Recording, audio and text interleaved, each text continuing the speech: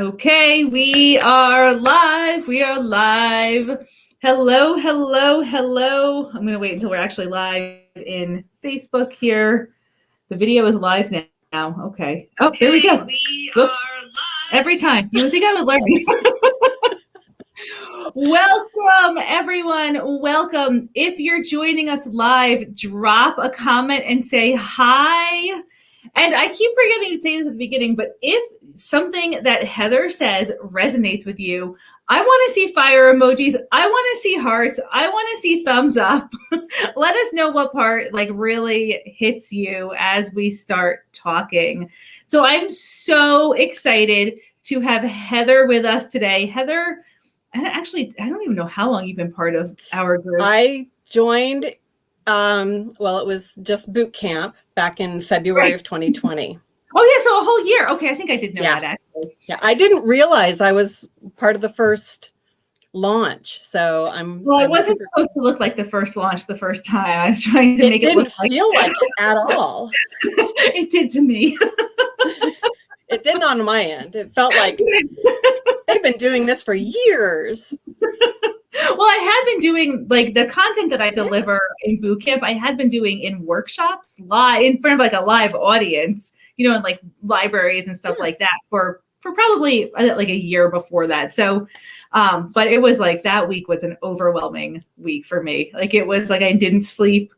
Everyone else who's done live launches like that was yeah, the first one's slow and whatever. And, you don't get a lot of comments. And I think we had over 20,000 comments that week. So, wow. Yeah, I know. Wow. Anyway, I'm super excited to be here with Heather, and I'm going to let Heather introduce herself and tell us a little about her journey. The name of this one is Quick Cleaning to Success, which has been Heather's specialty over the last year. So I'm so excited to hear your story, Heather, and just your advice for everyone. So I'll stop talking now and let you take over. All right. Well, hello, everybody. For those of us, I'm on the West Coast, so it's still morning, but mostly good afternoon to everybody. I hope everybody's having a great day and has been successful with whatever decisions they made today regarding clutter. It could be that you just made a decision. It could be that you took action. Whatever it is, it's a step in the right direction. So a little bit about myself. I am a wife and a mother of 3 adult sons. 1.5 still live with us. The half is an important key because he comes back occasionally for working reasons. But let's see, they're 28, 26, and 25. So they're adults, full-grown adults. I work full-time for a local university. I work 9-hour days, so I have a long work day. Thankfully, I am currently working remotely, so this is out of my home, which has afforded me some flexibility when it comes to tackling some of my clutter. I have a small home that doesn't have a whole lot of storage space. I think a lot of people can relate to that. And I have way too much stuff. I came from a family that it was just myself and my parents. We didn't have a ton of stuff, but we had enough stuff and knickknacks and such. Midway through my childhood, my parents both had jobs in different cities. So my mother would live during the weekday out in another city, and then she'd come home for the weekends, or my dad and I would go to her house. So there were 2 households. So there was double the stuff. My stuff always remained in the home that where I went to school. But when I went off to college, my parents got back to consolidated into one house, and my dad then commuted. So I inherited all their furnishings from one of the homes to kind of furnish my first adult apartment. And that, I think, was kind of the beginning of the end when it comes to my mother just giving me stuff. So over the many years, my mom will be going through her stuff, and she likes to shop. And so she will buy something new for me, or she'll buy something new for herself and it'll sit in the closet for years. And then she goes through it and then she's, here, Heather, I want you to have this. I spent a lot of money on it. And so don't just go chucking it, or this has this kind of value. So don't just go getting rid of it, but here it's for you now. And Oh man, my trying, Heather, that's like breaking all the rules, right? right? So my big rules is don't make your clutter somebody else's clutter, but now you're getting clutter with guilt attached to it. Exactly, exactly. So one of the things that really resonated when I started boot camp was, well, there were several aha moments, but one of the things that resonated with me was the, don't let somebody else's clutter become your clutter. You have enough already. And so I had to get real brave when it comes to my mom and have a real heart to heart with her and say, I love you. I love that you're giving me things. I love that that makes you feel good. Um, I am full to my brim. I can't take anything else. What I have already is making me overwhelmed. So, if there's something that you want to do for me, I'd love it if you bought me a class, so that I can learn a new art, or so that I can go and do something, or just take me to lunch, or just do something that is more of um, an outing as opposed to a tangible item that I then have to find place for in my home. I also took the opportunity to say to her, if there's things that you really think that I would like or that you want to give to me, can you take a photograph of it and send that to me so that I can make some decisions about it? And some of the things I've said, please keep. I'm not ready for them. But it has been really challenging with having those conversations. But thankfully, my parents were very respectful and understood, and have not been giving it to me. Doesn't keep them from giving it to my kids, but it keeps them from giving it to me. So that's so interesting that they just like are skipping a generation now. So you had like the really most difficult conversation, and Yeah. which I think we all need to have, right? Like there's somebody in everyone's life that's giving them lots of stuff. So do you, I mean, you can keep going with your story, but let's circle back to this and talk about how you prepared for that conversation and what advice you might have for others, to have that conversation. Yeah, I think, when I started boot camp, I started small, and this kind of leads into our topic for the day, which is, I took a junk drawer. I took my kitchen drawer next that had all my utensils. We had recently remodeled our kitchen, so a lot of stuff from the old kitchen just got put into the new kitchen's drawers. I didn't really downsize when I really should have. So I used boot camp and then the subsequent weeks, just being in the group and just, posting something to kind of keep myself accountable, and to celebrate my successes. Look, I got rid of 10 things today. Look, I Celebration is huge. organized this drawer. Yeah. Yeah. We got to celebrate these small wins. Exactly. And for me, because I work full time, I work 9-hour days. Um, I have a busy household. I want to spend time with my family. Trying to take on my whole house at once or a big room at once was not going to be, as it was going to be setting myself up for some failure in my mind. I wasn't going to be able to dedicate the amount of time I felt was needed to feel like I could get as much done as quickly as I wanted. So by taking these areas of my home, starting in my kitchen, which Jess's recommendation of starting with something that isn't that you're not emotionally attached to is really, really key when you're starting out, because it makes it so much easier.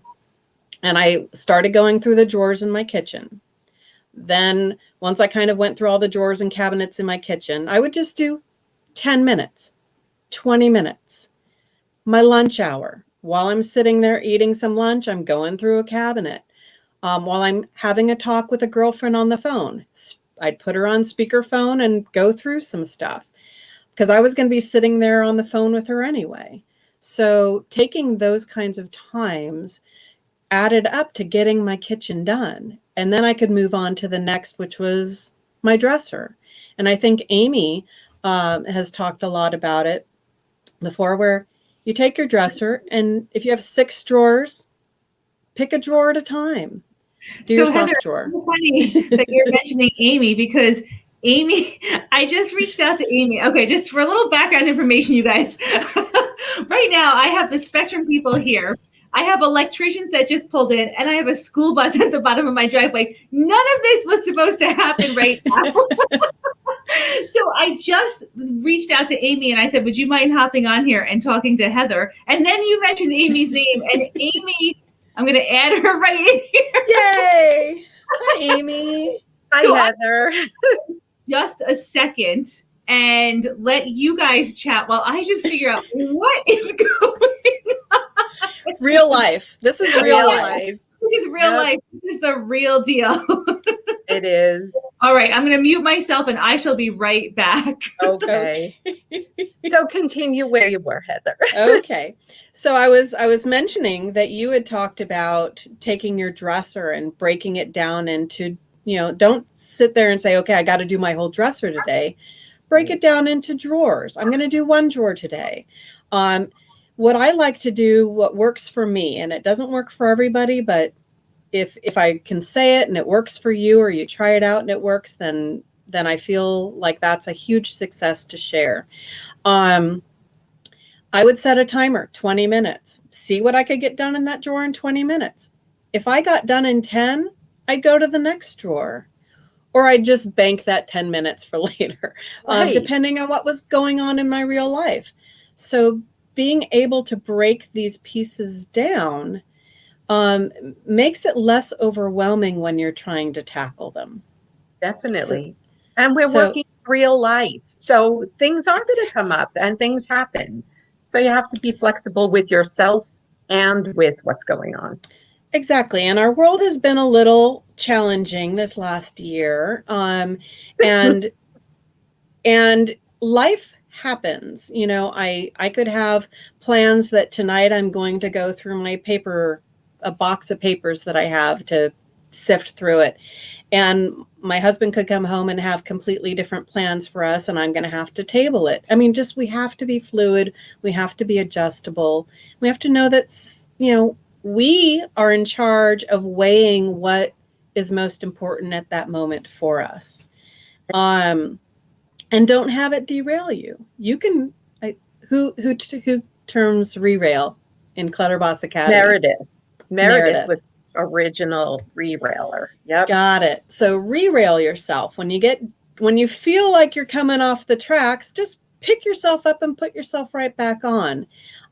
Because there's nothing stopping you from doing that. Yeah. Only you. Exactly. And it's great to just be able to, and to have a re-rail strategy like in your back pocket so that you can just pick yourself up and put yourself right back on, which it's so easy, but most people don't ever think about. About getting derailed, but most people don't think about having like a re-railing strategy that if things get thrown off for a while, like to kind of just know what few little things that you can do to pick yourself up and put yourself back on. Do you have any tips that you do for yourself? Yeah, I mean, one of the things is lean on the group, posting in the group. You will find there are an immense number of cheerleaders in your camp at any given hour. And when I find that I'm kind of lagging and I haven't really done much and I'm feeling a little down on myself for doing that, I'll post in the group that, I'm needing some motivation, or I'm lacking some motivation, or, hey, I'm thinking about doing this. And then everybody kind of gives you some great advice on how to kind of get back on that horse again, using a lot of analogies here, railroad and horses and all that. But the other thing I wanted to mention was when I first started, you'll hear people talk about clutter buddies.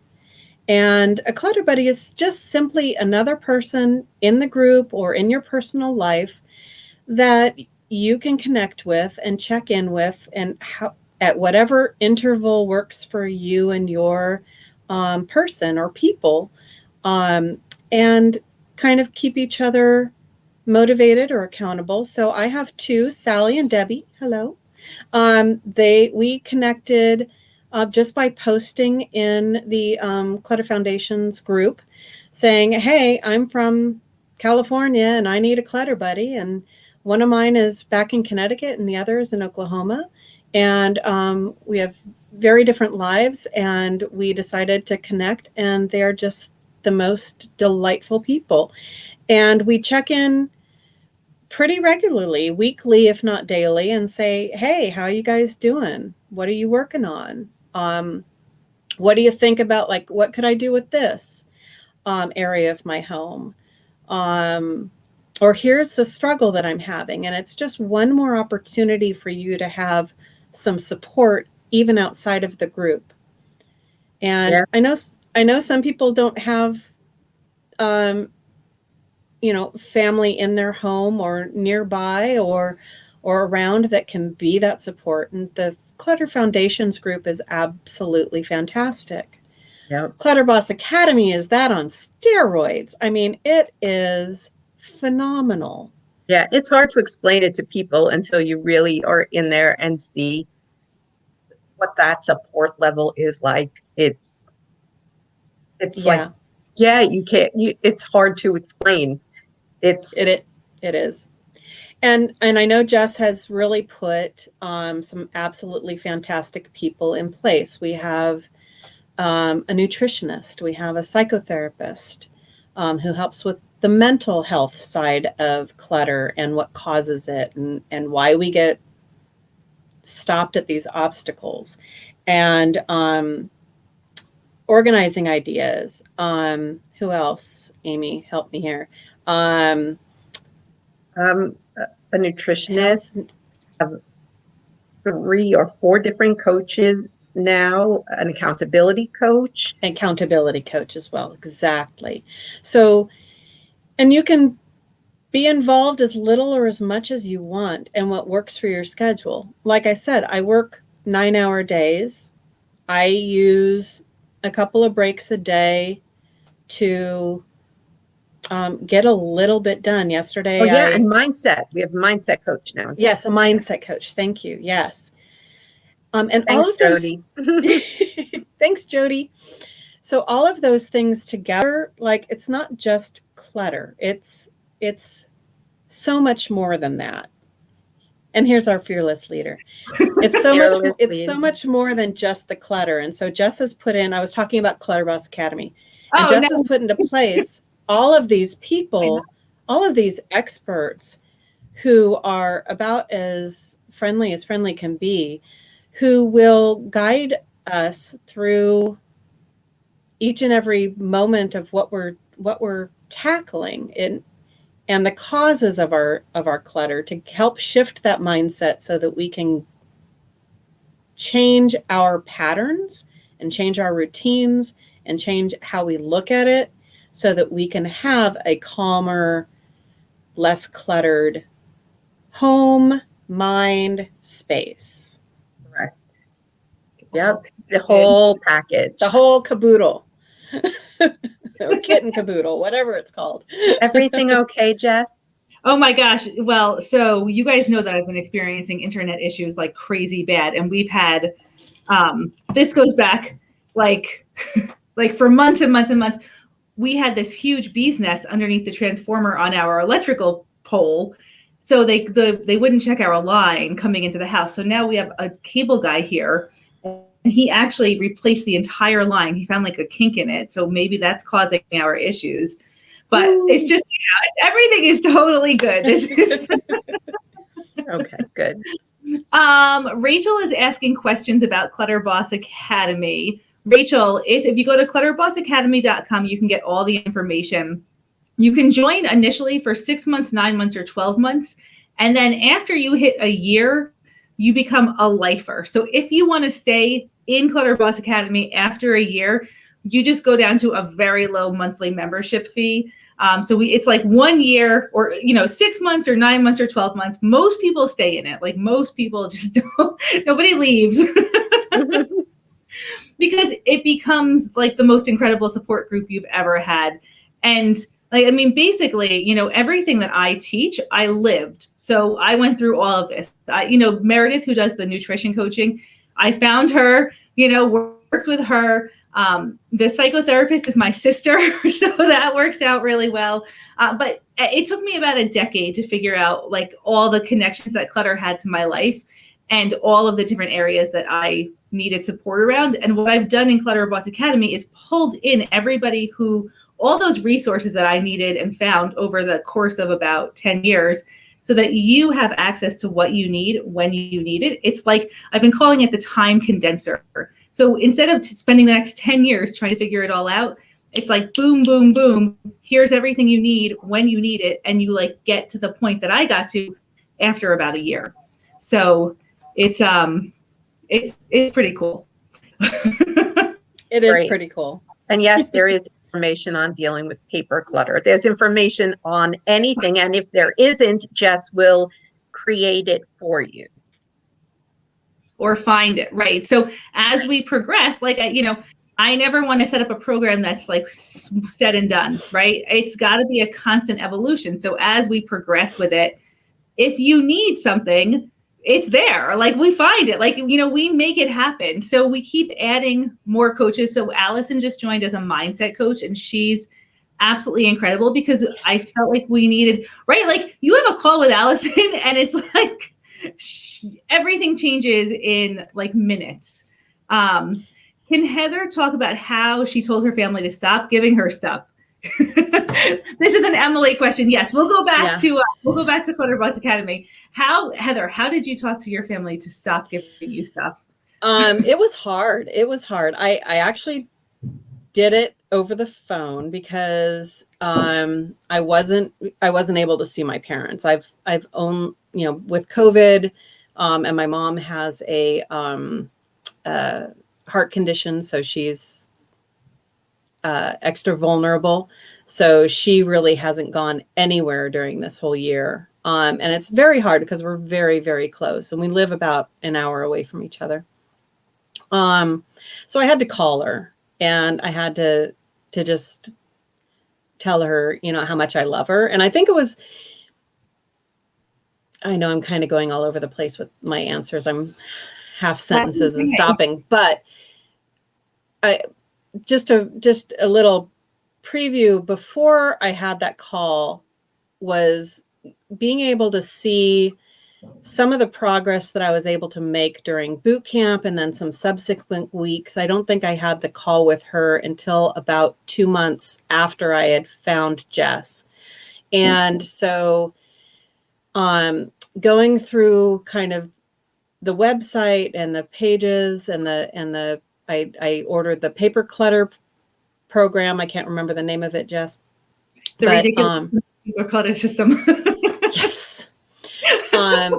But I think one of the calls that we had through the boot camp group, through the Clutter Foundations group, was talking about how hard it is to have somebody else give you stuff. I think one of the folks at the time, and I'm sorry, I can't remember who it was, had a mother who was moving in with them and they were having to try to figure out how to get their stuff and their mother's stuff. And that kind of resonated with me as far as for how my mother gives me things.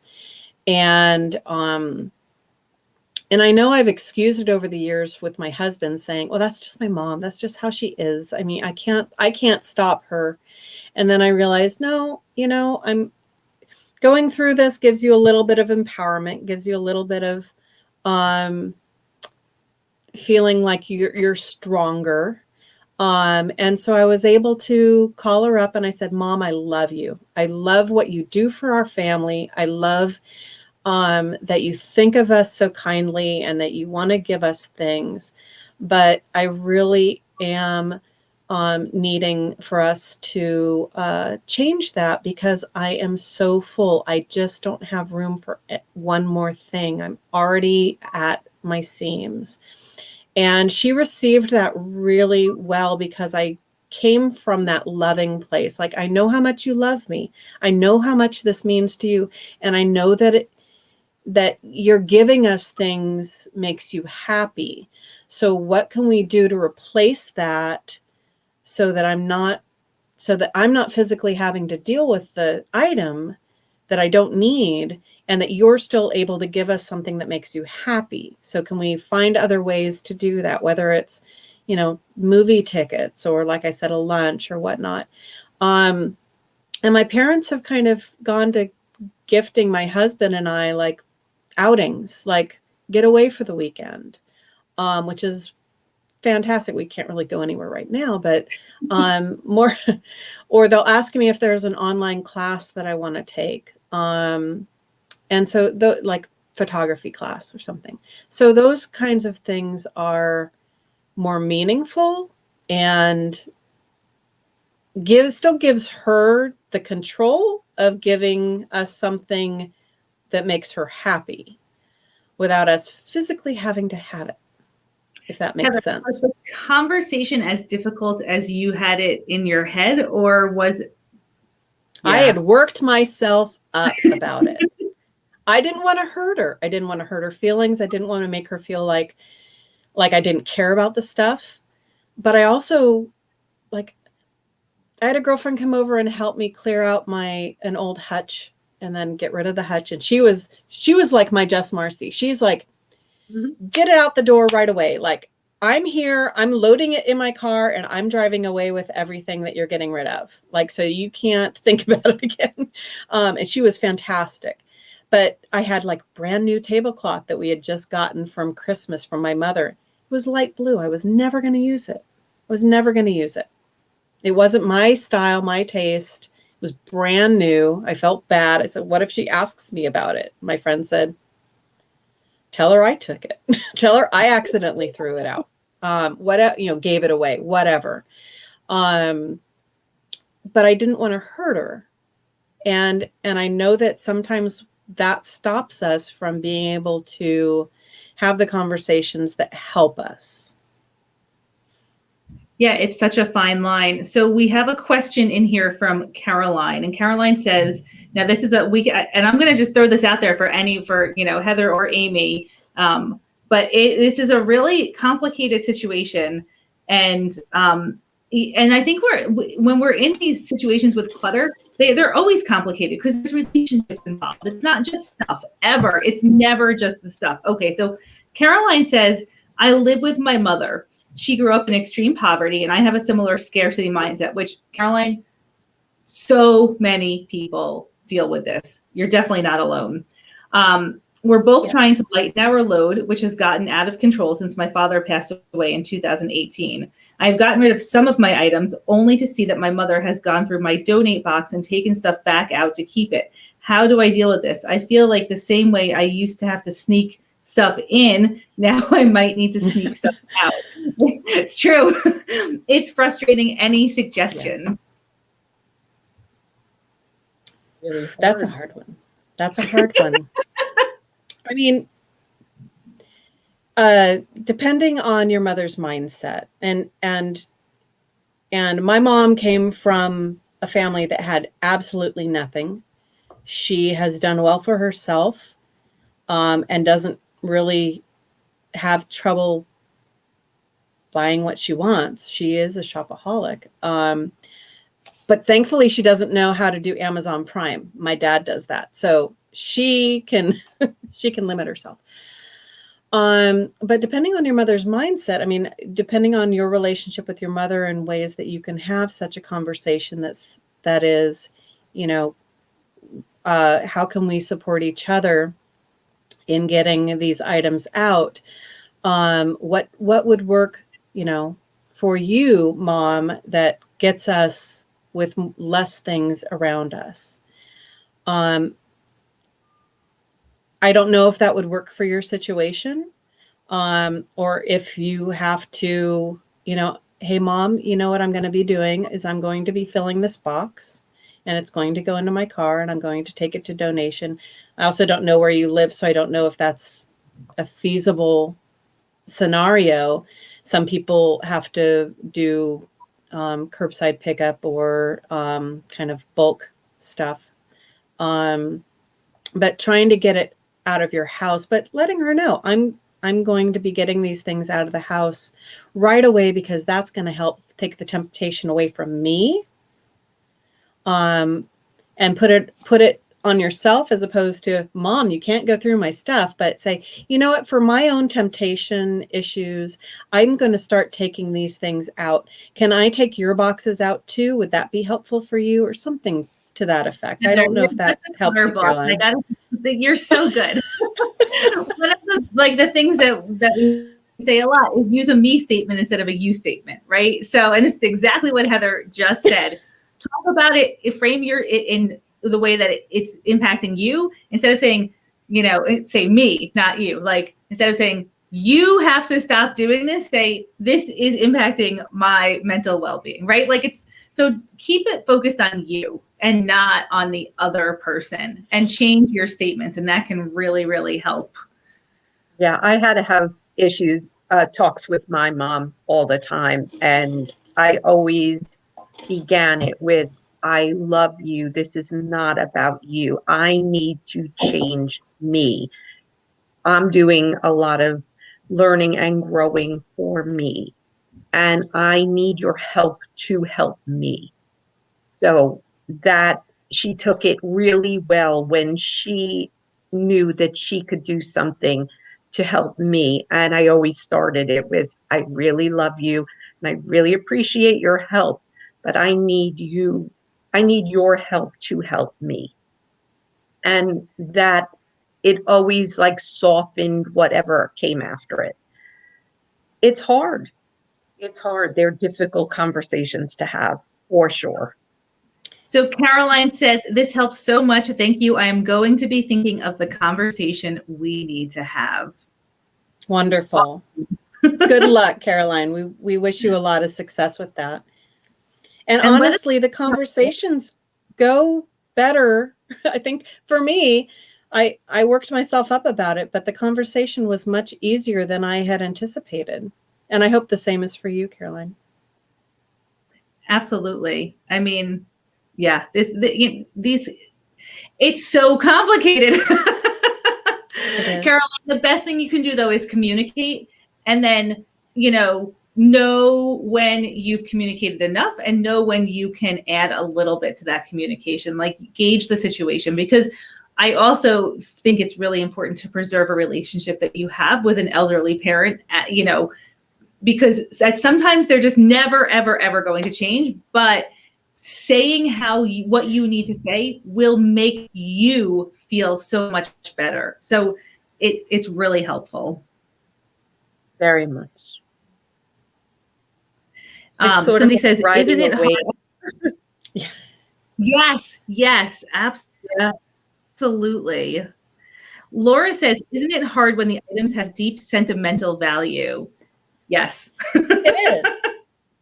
It is. And one of the things that Jess promotes for us is to set those items aside. If you're in your kitchen and you're going through your junk drawer and you come across something that's sentimental, have a box or have a place or have a bag that you can just set that right into it. That's my sentimental box. I'm saving that for another time. And then get right back to your kitchen drawer, whatever it is, your sock drawer. Maybe you've hidden a photograph in a sock drawer that you came across. And those things can be challenging. And it's also, you bet, it's also okay to give yourself a moment of grace when you come across something that's sentimental, and give it the respect that you feel it's needed, and then come back when you're ready to come back to your task at hand. I was cleaning out in a bedroom armoire, and I came across a eulogy I wrote for a friend of mine who had passed. And it kind of stopped me right in my tracks. And I hadn't seen it for 10 years. She's been gone 10 years now. And I had my good cry, and I took the moment, and I, gave her lots of love, and I set it in a box that I have for keepsakes and memorabilia. And I gave myself a few minutes, did a little something else, came back and started back on and where I was. It's okay to give yourself some grace when you come across those things that are so meaningful. Yeah, the best thing you can do is feel the emotion and not just shove it back down. If that's good for you. If you got to the point where it was starting to come up, the best thing to do, sometimes I just set a timer for 15 minutes, let myself feel it and really feel it. And in 15 minutes, I said, okay, that's it. And put it away in the box, in the memorabilia box, and moved on to the next thing. Yeah, because Jess reminds us to keep those emotionally charged items or belongings for last. Those, do your hard work of getting the easy stuff done first, and then I know Amy has talked about this, kind of preparing yourself, getting your routine, getting your um, practice done, right? You practice decluttering, and by the time that you get to your more emotionally charged items, you're prepared for it, Yep. better prepared for it. Much better prepared for it. Yeah. If you did that at the beginning, that's way too much to Yeah. do memorabilia right at the beginning. Oh yeah, memorabilia last. You're muted. Yeah. Oh wait. Oh, can you hear me? Yes. Yes. Now we can. Okay. Yeah. Don't do memorabilia first. That's always last. Build your decluttering muscles. I'm sure you guys already just said this. Did you talk about decluttering landmines? We just kind of started. Okay. Yeah. I gave an example of the eulogy I came across as kind of one of those landmines that kind of stopped me in my tracks. And my message is to give it grace. Give yourself grace. Give it the love or the feeling of whatever that item brings. Because sometimes the items aren't always of love. Sometimes they're harder feelings or more painful feelings. And you get to choose how much you give that. You get to choose how much time you're going to spend on it or how much energy you're going to give it, and then make a decision to set it aside, toss it, burn it, whatever you need to do, and then give yourself the grace and get back to what you were doing when it works for you. Yep. I don't think there's expectations in this group that you have to be decluttering your house 24/7. Every waking moment, you're going to be working on something. We all have different lives. Some of us are home more than others. Some of us have more family members than others to deal with, and some of those are supportive and some are not. So give yourself what works for you. And if something isn't working, try something different. If my 10-minute, 20-minute, 30-minute quick cleans or quick sorts or quick decluttering sessions don't work for you, then perhaps another strategy that one of the other members mentions will. And ask, hey, I've tried this. What else can you recommend? We're all about strategies here. Andrea says, this is what I keep telling myself. I'm building up those muscles. I've had to leave a lot of things because the muscles are just not strong enough yet. Andrea, what it really comes down to, the muscle, I say it's a decluttering muscle, but truly it's a decision-making muscle. And that's, under all of this is the ability to make a decision. So if you're struggling to get started, this is another little tip. Just practice making decisions out loud. For everything that you do, recognize you're making a decision. It sounds ridiculous, right? But I'm going to decide to have a sip of water right now. Recognize that you're making a decision so that you start to show yourself that you can make decisions.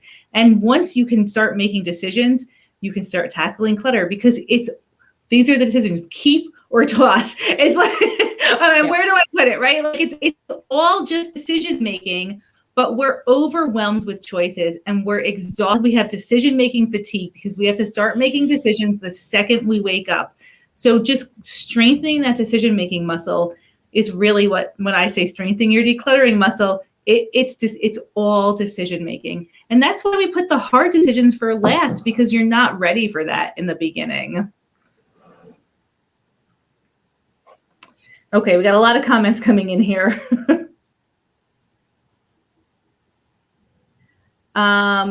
Let's see. Yeah, everyone's loving this. Oh, how do I deal with boxes and boxes of pictures? I didn't know what the boxes and boxes were going to be of there for a second, but what do you guys think? Boxes and boxes of pictures. You could go through them. I mean, you could definitely go through them. You could try scanning them or taking digital pictures of the pictures and have them as digital pictures, which will last better for you anyway. There are many different options for pictures.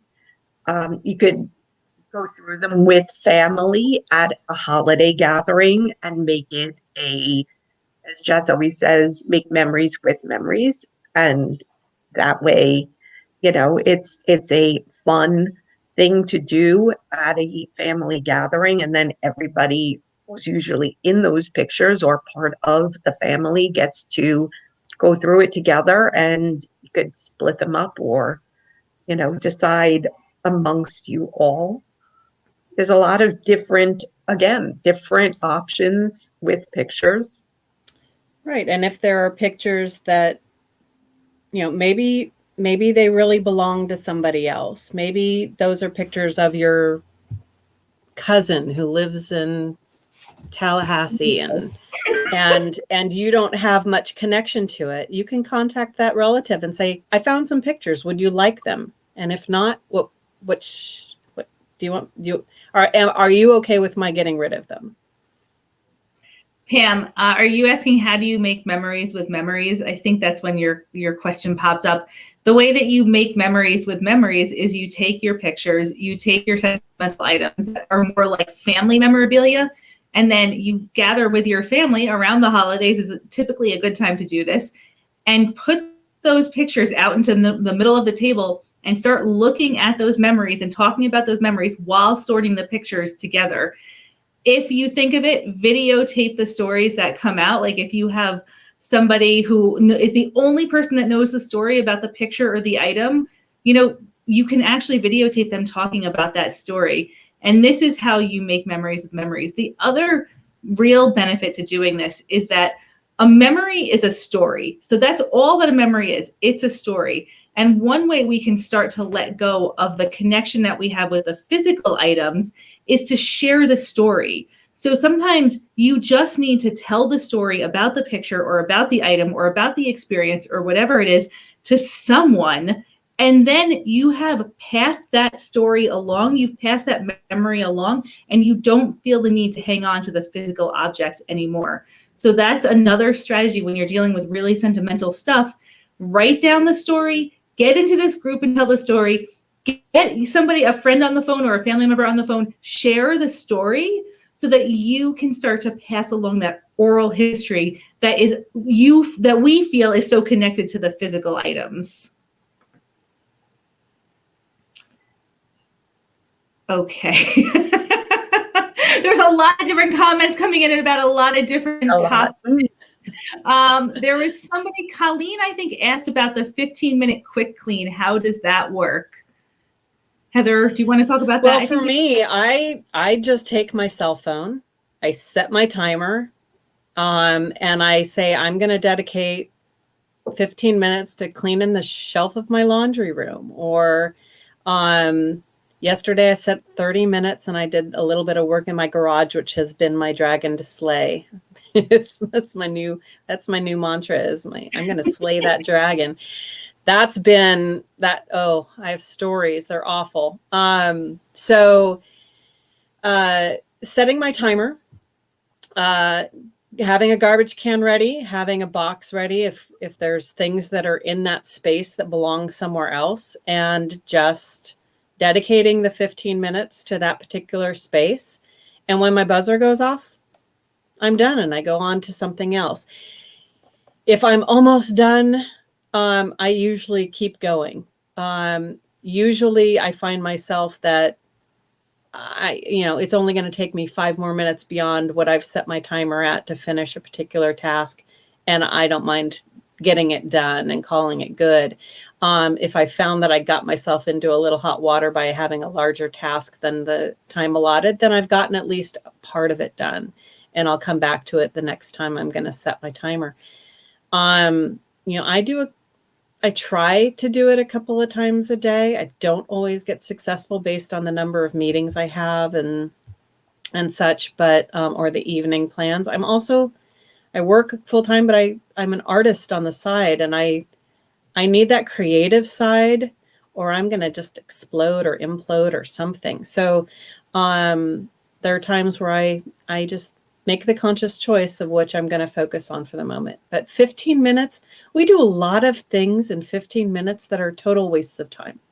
Truth. That is the truth. Total truth. And what I've noticed is the more times, because I've been doing these little 15 minutes here, 30 minutes here, 20 minutes here, 10 minutes here. I mean, I got the back of my door in my bathroom. I have a very small master bathroom. We had a door hanger on the back of the door that held my bras and my robe and my husband's robe and a bunch of other crap. Stuff. And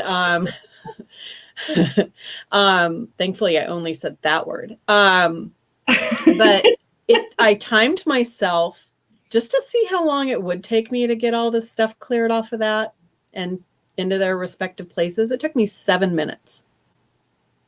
Yep. And you probably spent at least 7 minutes in cumulative time thinking about how much that bothered you, over and over, right? And wrestling with the things that were hung over the tops of others. And it's it was so much less aggravation. But by doing all these 10, 15, 20-minute cleans over a period of time, I find them to be easier now than they were then. And I'm kind of hunting for, what's my next spot? What's my next thing to do today?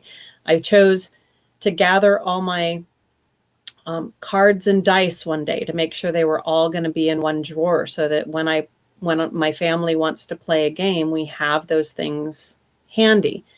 That didn't take very long, but it took some conscious effort just to say, okay, that collection, you want to put your things together, have your collection in one place. That makes it so much easier for me. I don't have to think about where are the dice, where are the dominoes, where are the whatever. They're all in the drawer. And they go right back when they're done. It's brilliant. I'll never forget. It's so simple. Yes. But it's so hard. You would never why didn't I do that earlier? Right. I've been saying that for the last year, saying, why did it take me so long to get to this point? But here we all are. The reality is we weren't ready, and now we are. And that's why we're here. And that's what brought us to the Clutter Foundations group site. And that's what brings us to Clutter Boss Academy is the, we're ready. Yep. We're ready to start building some new habits. I think there's so much fear that drives us for so long because you're really comfortable where you are. Yeah. Although I do have a podcast argue that you're actually in a panic zone, not a comfort zone, that it just feels really comfortable in the panic zone. But you get really used to what you know what it's like to live with clutter, right? I remember when Jen in the beginning of Clutter Boss Academy, she's like, What if it gets better and then it gets way worse? And I'm like, it's not you this is your worst. It's never going to get this bad again. Like, you know what this is. It was all fear of the unknown. Like, what if I change as a person and my family can't relate to me, or if they think I'm mean? I mean, these are comments that I hear all the time. It's like you finally get to the point where you're like, I am ready for a change, no matter what that looks like. And then you're like, okay, I do have 15 minutes. I assure you, you can find 10 or 15 minutes in your day to just clear off whatever little space. It doesn't have to be big. Don't choose something big. Choose something little. The top of your nightstand, a drawer. Your sock drawer is really less emotional than anything else, right? Or, well, for most of us, it is. Like for Amy, I have some socks I'm attached to. But I mean, I have a friend who, I've been holding on to things my entire life. And I still say to this day, I'm a scrapbooker, so I keep memorabilia, and I'm going to get those pages done at some point. But I have a friend who has teased me from a loving place that says, Heather, you probably have underwear from junior high in your underwear drawer. I mean, you keep everything. And I don't, just for the record. But there are some identities that we have to kind of shift, and we're in control of that. We get to choose how we're identifying ourselves, and once we change how we identify ourselves, other people will follow. Absolutely. It'll happen. But you get to choose 15 minutes, quick clean, get her done, top of the toilet, I don't know, anything. A lot of people post into the group, like they set a timer and see how much they can do, or they time themselves, like unloading the dishwasher takes usually less than 4 minutes, right? But it's something we put off for so long because it feels like it will take a long time. Michelle says, you absolutely hit the nail on the head. Decisions. I am the queen of not making changes that are needed because of decisions. Do you have a workshop on decision making? Michelle, you are in the workshop right now. Start with the easy stuff. Recognize that you're very good at making decisions. Even if your decision is to delay doing something, that's still a decision. You're still making a decision. Just get comfortable with decision making. Notice when you're doing it. Start with something super, super, super easy. If you know it's garbage, make the decision to put it in the garbage. I mean, this is how you start building up your decision-making skills. And if you get stuck, come into the group and ask, what do I do now? But you are in the decision-making workshop. We just call it Clutter Foundations. Yep. I started with under my bathroom sink. I was like, how unemotional and detached from things is that? I mean, it was like, I'm not going to be like upset about getting rid of a bathroom sponge or a bottle of cleaner that probably was down there for 15 years. So I was like, that's the perfect place to start. It's not even something that attaches to my body in any way. So it was like a really good, and I was like, oh, I should be able to do that in 10 or 15 minutes. It was like 4 bags of garbage later. It's amazing. It's amazing. Some areas you realize, wow, I kept all this stuff and I didn't even know I had it. Oh, yeah. The bathroom is a big area for that. Way back in the back of the cabinet. Jeanette says, I'm decluttering undergarments. Pretty soon I won't have any left. If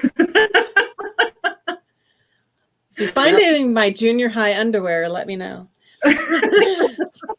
Just kidding. Just kidding. It's also important to laugh while you're doing this because there's a lot of stress around all of the stuff we have because as we're making these decisions, we're regretting past decisions, right? So if you can come and approach this in any way where you can just laugh at yourself and, just laugh. If you can laugh, it's going to help you so much. And if you look at, this group that we have today and all of the disasters that I just had in this, call, it's just funny. This is just, I could choose to be miserable and think, oh, this didn't go well, even though I know it's going great because we have Amy and Heather here. Or I could choose to just come back and just laugh at how life just gets in the way. You just got to go with the flow. And clutter, if you can just have some humor around it, it's going to make your life so much easier. Absolutely. Yep. Okay, so we're going to wrap up because we're at 55 minutes here. Jeanette says, if you don't laugh, you cry. That's right. And it's okay to do both. It Yeah, really is. I was going to say, and both are mandatory. Do you guys have any more questions for Heather before we end our interview? Heather, thank you for rolling with the punches. Amy, thank you for being there when I texted you. No problem. I texted Amy, I'm like, I'm dealing with a disaster behind the scenes. Can you pop on here so Heather's not alone? Amy's a blessing. Amy is a blessing. Absolutely. My house is about to be blown up. Of course I'll jump on here.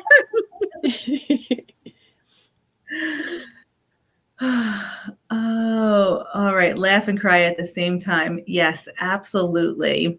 So if you guys have any questions, if you're watching the replay and anything comes up, just make sure that you tag Heather so she sees your question, because we know Facebook, right? Otherwise she's never going to see it. So if you are watching the replay, let us know you watched. Tag Heather with any questions, or Amy or me. And we have tomorrow where I'm announcing the winner to the scholarship for Clutter Boss Academy. There's a lot of people who have reached out, which is so awesome. So Fantastic. If you want to be in the running, send me an email, jess@prioritizeyoursanity.com. And then tomorrow at 4 p.m., I have Colleen, who's joining us from Client to Coach. Colleen was the very first transformation video I ever did. She was one of the clients that just changed my whole entire life. And now she coaches with me in Clutter Boss Academy. She's our accountability coach. I am so excited to interview her. I've never interviewed her before, but I will post her link to her video, her transformation video before. Well, I'll post it here and then I'll post it tomorrow. It's incredible. It's absolutely incredible what Colleen did in her house and what she went through and overcame and continued to maintain and just work on is so cool. You guys are going to love Colleen. So make sure you catch that tomorrow at 4 p.m. Eastern time. Oh, thank you, Michelle. Michelle says, I love how real you are and so approachable. Yeah, this is real life, man. This is like, there's no sugarcoating anything in Clutter or in Clutter Foundations. You know, we do say it nicely though. Heather, thank you so much. Amy, thank you so much. You guys are the best. I am so grateful. It's a pleasure. For your life. Bye, everyone. Have a good rest of your Thursday. Bye. Bye.